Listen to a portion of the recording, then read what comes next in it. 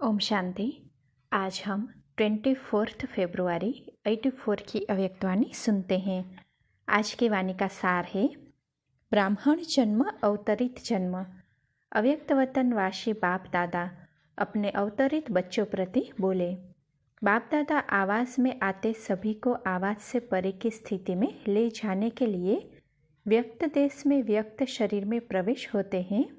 अव्यक्त बनाने के लिए सदा अपने को अव्यक्त स्थिति वाले सूक्ष्म फरिश्ता समझ व्यक्त देह में अवतरित होते हो। सभी अवतरित होने वाले अवतार हो। अवतार अर्थात ऊपर से श्रेष्ठ कर्म के लिए नीचे आते हैं। आप सभी भी ऊंची ऊपर की स्थिति से नीचे अर्थात देह का आधार ले सेवा के प्रति कर्म करने के लिए पुरानी देह में पुरानी दुनिया में आते हो, लेकिन स्थिति ऊपर की रहती है, इसीलिए अवतार हो। अवतार सदा परमात्मा पैगाम ले आते हैं। आप सभी संगम युगी श्रेष्ठ आत्माएं भी परमात्मा पैगाम देने के लिए परमात्मा मिलन कराने के लिए अवतरित हुए हो। यह देह अब आपकी देह नहीं रही, देह भी बाप को दे दी। सब तेरा कहा अर्थात मेरा कुछ नहीं। इस देह को सेवा के अर्थ बाप ने लोन में दी है। लोन में मिली हुई वस्तु पर मेरेपन का अधिकार हो नहीं सकता। जब मेरी देह नहीं तो देह का भान कैसे आ सकता। आत्मा भी बाप की बन गई, देह भी बाप की हो गई, तो मैं और मेरा अल्प का कहाँ से आया। मैंपन सिर्फ एक बेहद का रहा। मैं बाप का हूँ, जैसा बाप वैसा मैं मास्टर हूँ, तो यह बेहद का मैंपन रहा। हद का मैंपन विघ्नों में लाता है, बेहद का मैंपन निर्विघ्न विघ्न विनाशक बनाता है। ऐसे ही हद का मेरापन मेरे मेरे के फेरे में लाता है और बेहद का मेरापन जन्मों के फेरे से छुड़ाता है। बेहद का मेरापन है मेरा बाबा, तो हद छूट गई ना। अवतार बन देह का आधार ले सेवा के कर्म में आओ।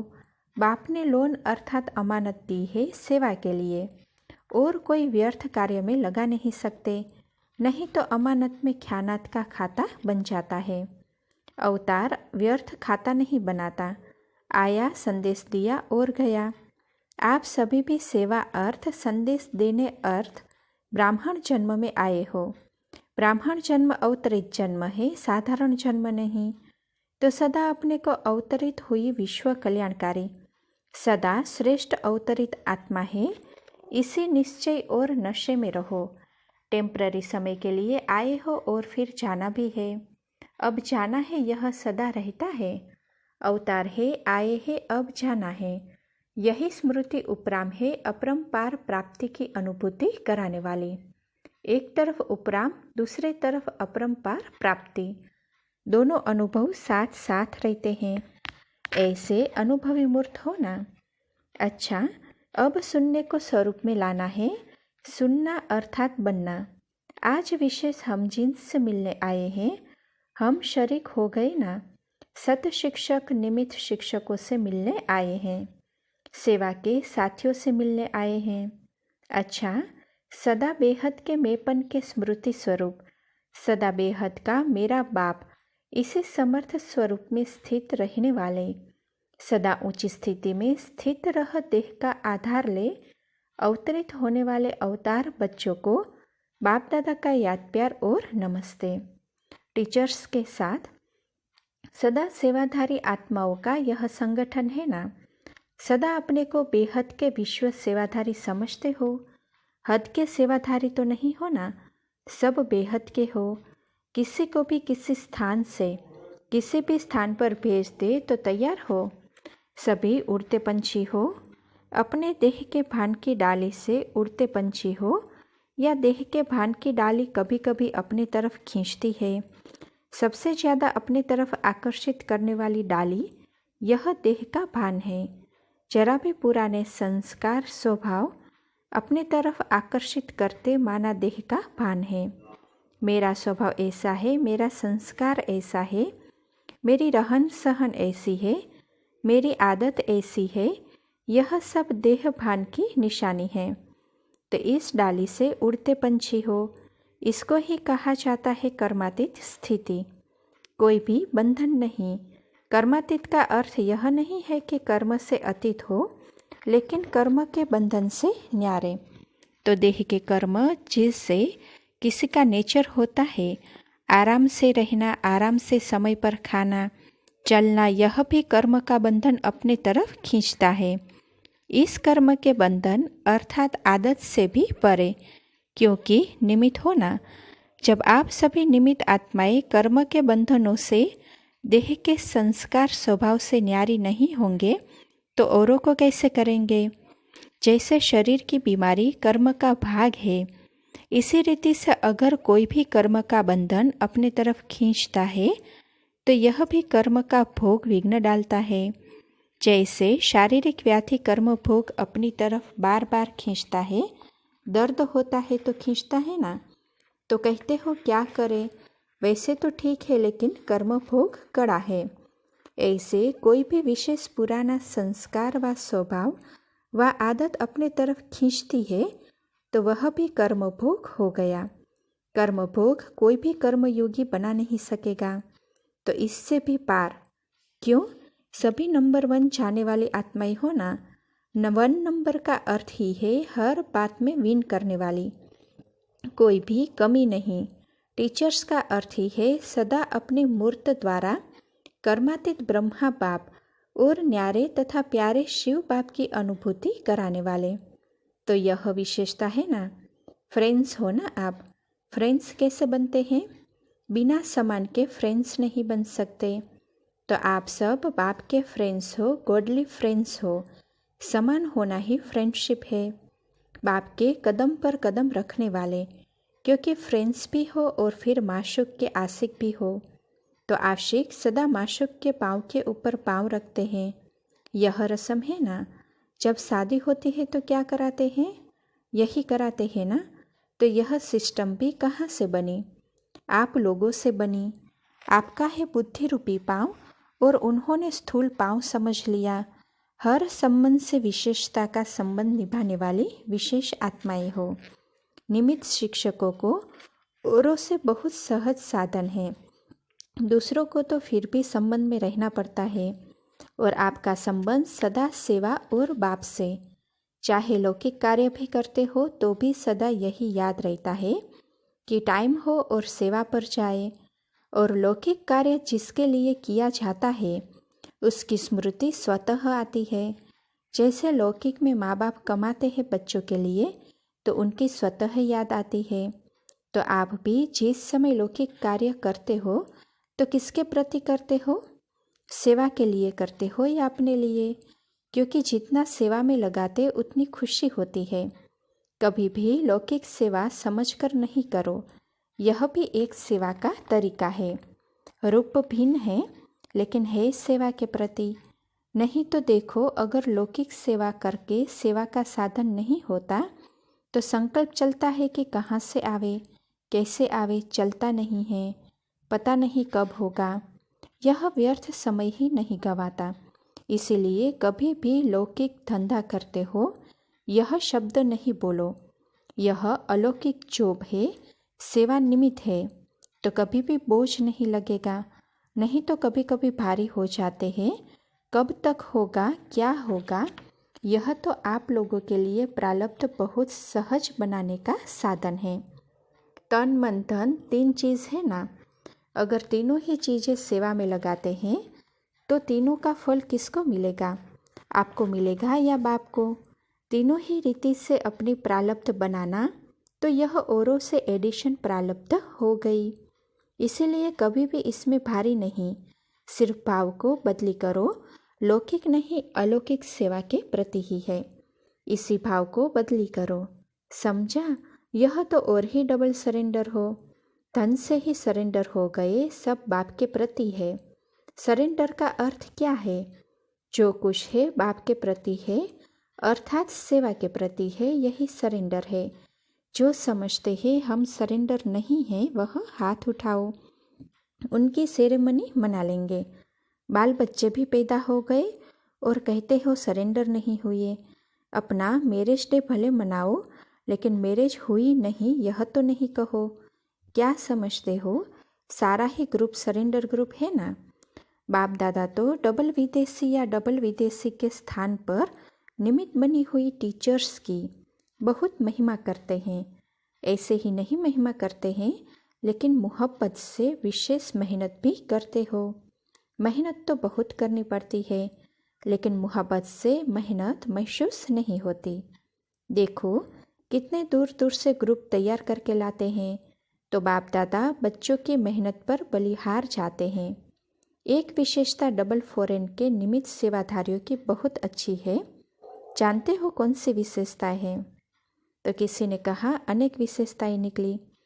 तो बाबा कहा जो भी बातें निकाली वह स्वयं में चेक करके कम तो हो भर लेना, क्योंकि बातें तो बहुत अच्छी अच्छी निकाली है।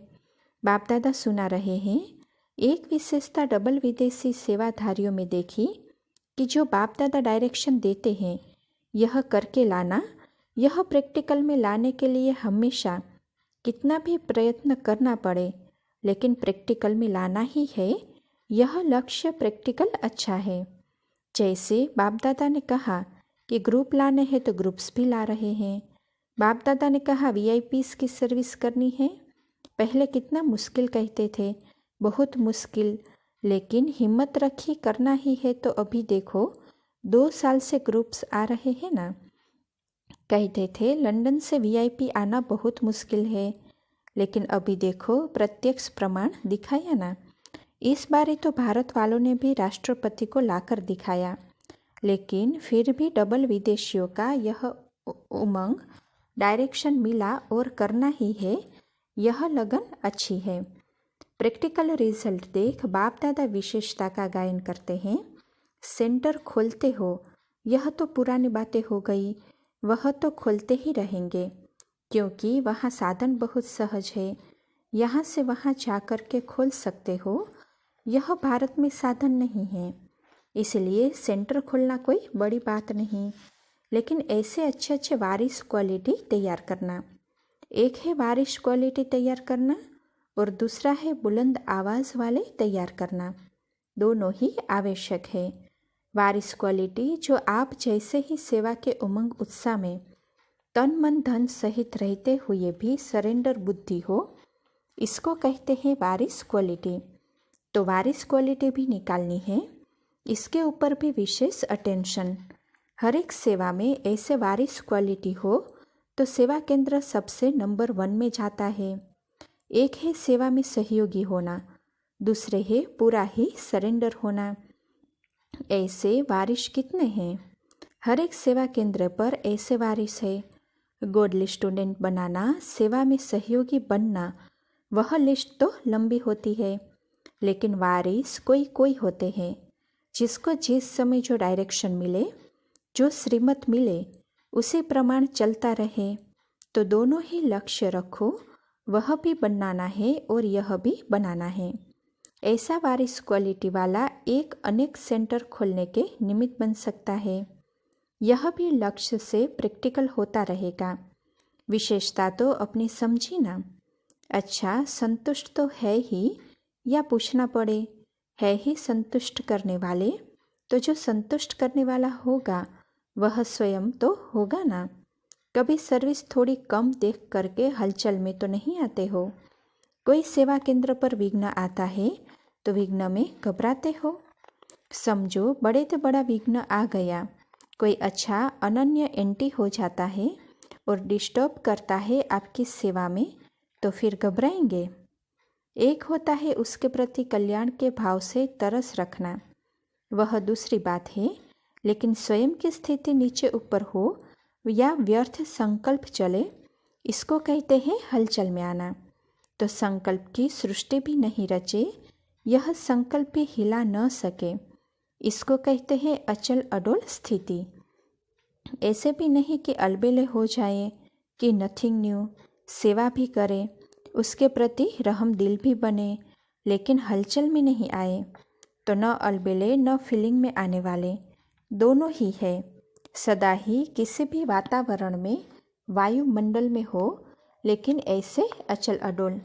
कभी कोई निमित्त बने हुए राय देते हैं, उनमें कंफ्यूज होते हो, यह क्यों कहते हैं, या कैसे होगा। कभी कभी थोड़ा कंफ्यूज होने का वाइब्रेशन आता है, क्योंकि जो निमित्त बने हुए हैं वह अनुभवी हो चुके हैं और जो प्रैक्टिकल में चलने वाले हैं, कोई नए हैं, कोई थोड़े पुराने भी हैं, लेकिन जिस समय जो बात उसके सामने आती है तो बात के कारण इतनी क्लियर बुद्धि आदि मध्य अंत को नहीं जान सकती, सिर्फ वर्तमान को जान सकती है।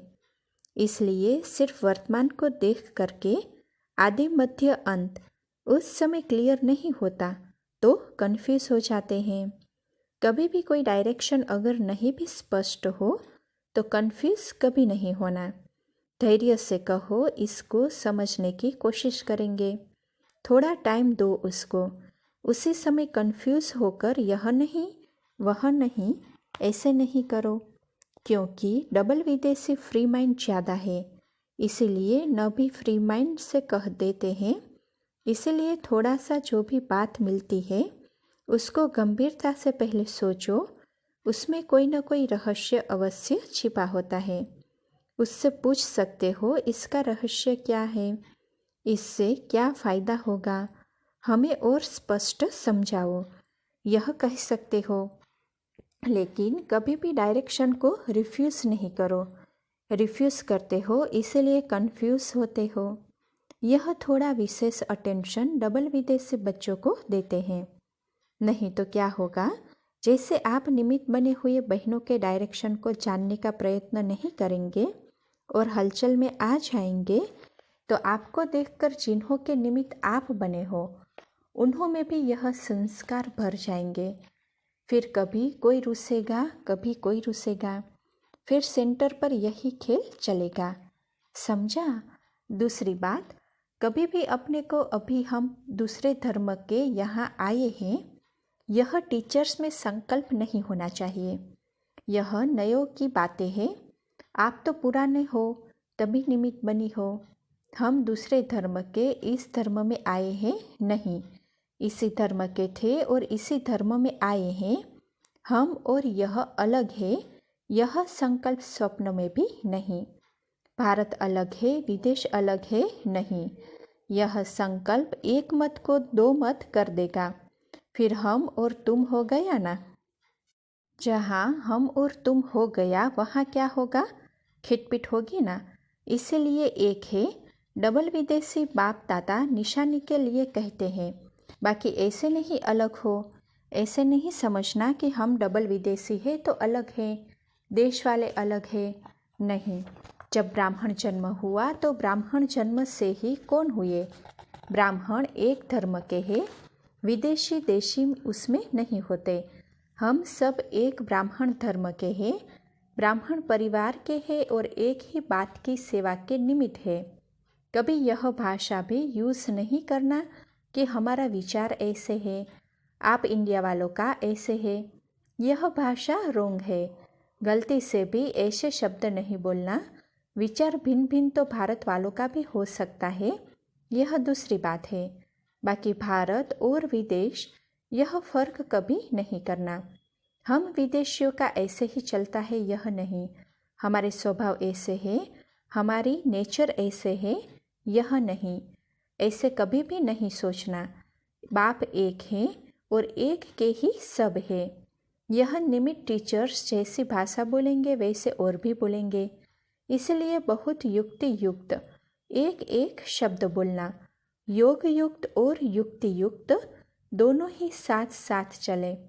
कोई योग में बहुत आगे जाने का करते हैं, लेकिन कर्म में युक्ति युक्त नहीं होते। दोनों का बैलेंस हो। योग युक्त की निशानी है ही युक्ति युक्त। अच्छा, प्रश्न उत्तर है। प्रश्न है, इस वर्ष की सेवा के लिए नया प्लान क्या है। उत्तर, इस वर्ष की सेवा के लिए उस दिन भी सुनाया कि समय को समीप लाने के लिए एक तो वृत्ति से वायुमंडल शक्तिशाली हो, यह स्व के प्रति अटेंशन, और दूसरा औरों की सेवा करने के लिए विशेष ऐसी आत्माएं निकालो जो समझे कि सचमुच शांति की विधि यहाँ से ही मिल सकती है। यह आवाज़ इस वर्ष में हो कि अगर शांति होगी तो इस विधि से होगी। एक ही विधि है यह जो विश्व की आवश्यकता है, वह इस विधि के सिवाय नहीं है। यह वातावरण चारों ओर इकट्ठा बनना चाहिए। भारत में चाहे विदेश में शांति की झलक प्रसिद्ध रूप में होनी चाहिए। चारों ओर से यह सभी को टच होवे, आकर्षण हो, तो यथार्थ स्थान है तो यही है। जैसे गवर्नमेंट्स की तरफ से यूएनओ बनी हुई है, तो जब भी कुछ होता है तो सभी का अटेंशन उसी तरफ जाता है। ऐसे जब भी कोई अशांति का वातावरण हो तो सबका अटेंशन शांति के संदेश देने वाली यह आत्माएं हैं इस तरफ जावे। अनुभव करें कि अशांति से बचने का यही एक स्थान है जहाँ पनाह ली जा सकती है। इस वर्ष यह वायुमंडल बनना चाहिए। ज्ञान अच्छा है, जीवन अच्छी है, राजयोग अच्छा है, यह तो सब कहते हैं, लेकिन असली प्राप्ति यहाँ से ही होनी है। विश्व का कल्याण इसी स्थान और विधि से होना है। यह आवाज़ बुलंद हो। समझा? इसके लिए विशेष शांति की एडवर्टाइज करो। किसी को शांति चाहिए तो यहाँ से विधि मिल सकती है। शांति सप्ताह रखो, शांति के समागम रखो, शांति अनुभूति के शिविर रखो। ऐसे शांति का वाइब्रेशन फैलाओ। अच्छा, सर्विस में जैसे स्टूडेंट बनाते हो वह तो बहुत अच्छा है। यह तो जरूर वृद्धि को प्राप्त करना ही है, लेकिन हर वैरायटी के लोग, जैसे काले गोरे भिन्न भिन्न धर्म की आत्माएं हैं, वैसे भिन्न भिन्न ऑक्यूपेशन वाले हर स्थान पर होने चाहिए। कोई कहाँ भी जावे तो हर ऑक्यूपेशन वाला अपनी रीति से उन्हें अनुभव सुनाए। जैसे यहाँ वर्कशॉप रखते हैं, कभी डायरेक्टर की, कभी वकील की, तो भिन्न भिन्न ऑक्यूपेशन वाले एक ही शांति की बात अपने ऑक्यूपेशन के आधार से बोलते हैं तो अच्छा लगता है। ऐसे कोई भी सेंटर पर आवे तो हर ऑक्यूपेशन वाले अपना शांति का अनुभव सुनाए, इसका प्रभाव पड़ता है। सभी ऑक्यूपेशन वालों के लिए यह सहज विधि है, यह अनुभव हो। जैसे कुछ समय के अंदर यह एडवर्टाइज अच्छी हो गई कि सब धर्म वालों के लिए यही एक विधि है, यह आवाज़ हो। इसी रीति से अभी आवाज़ फैलाओ।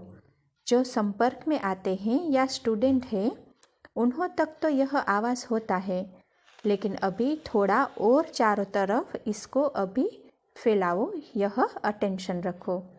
ब्राह्मण भी अभी बहुत थोड़े बने हैं। नंबरवार ब्राह्मण बनने की जो यह गति है उसको फास्ट नहीं कहेंगे ना। अभी तो कम से कम 9 लाख तो चाहिए। कम से कम सतयुग की आदि में 9 लाख के ऊपर तो राज्य करेंगे ना। 1 लाख पर तो नहीं करेंगे, उसमें प्रजा भी होगी, लेकिन संपर्क में अच्छे आएंगे तब तो प्रजा बनेंगे।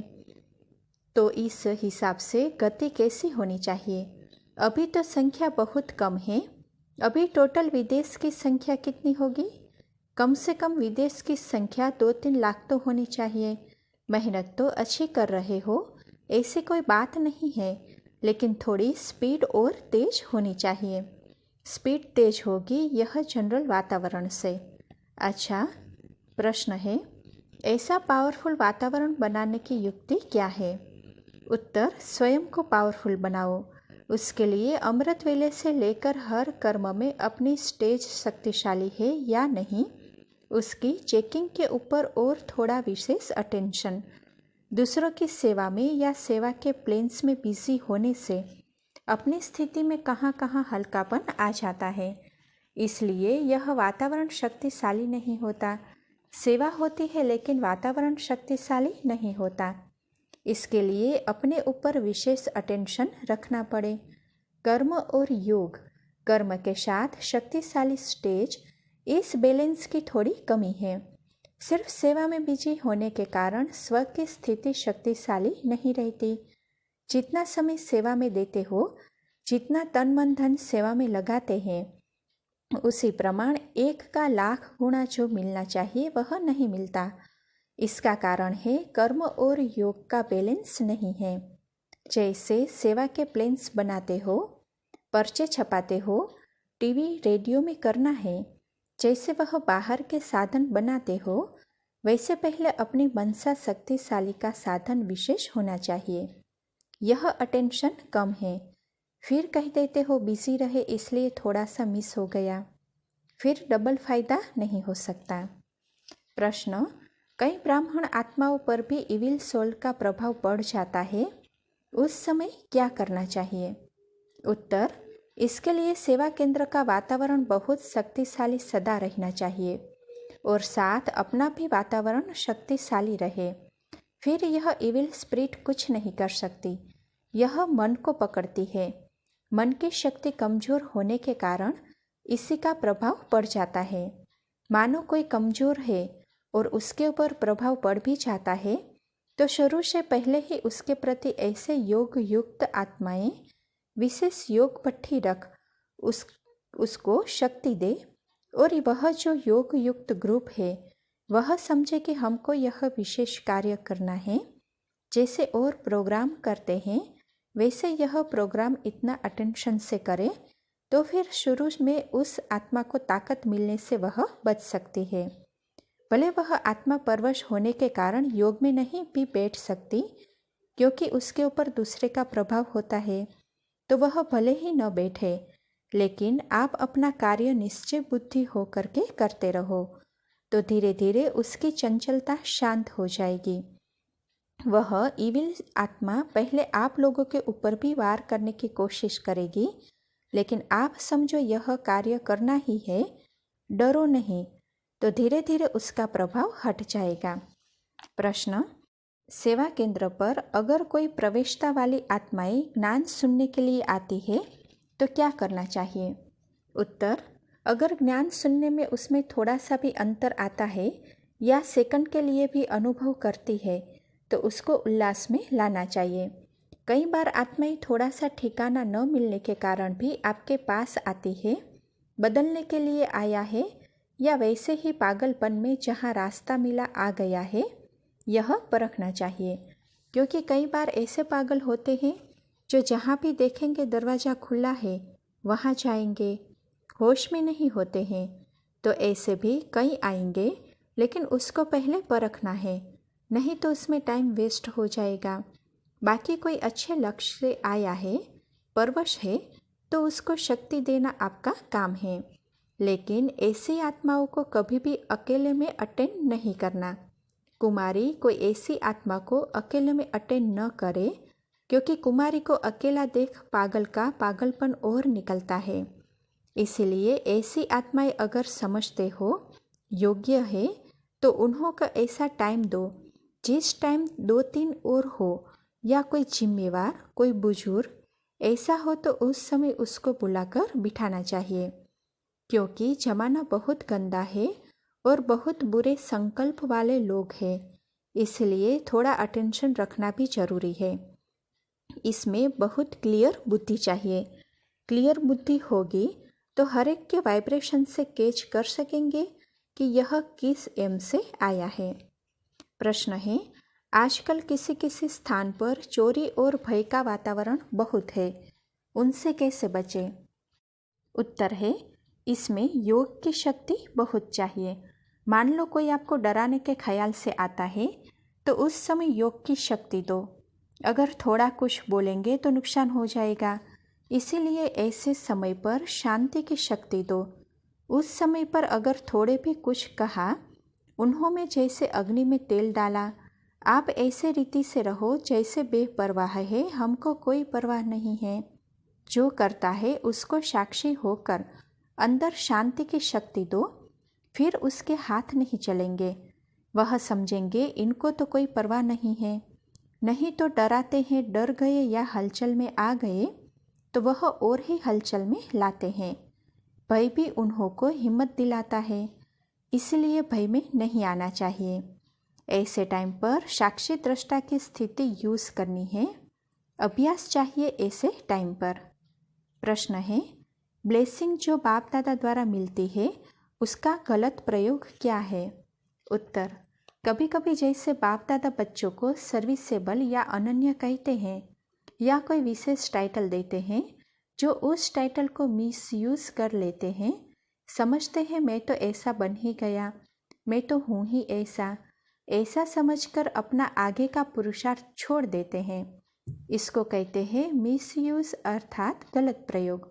क्योंकि जो बाप दादा वरदान देते हैं उस वरदान को स्वयं के प्रति और सेवा के प्रति लगाना, यह है सही रीति से यूज करना, और अलबेला बन जाना यह है मिसयूज करना।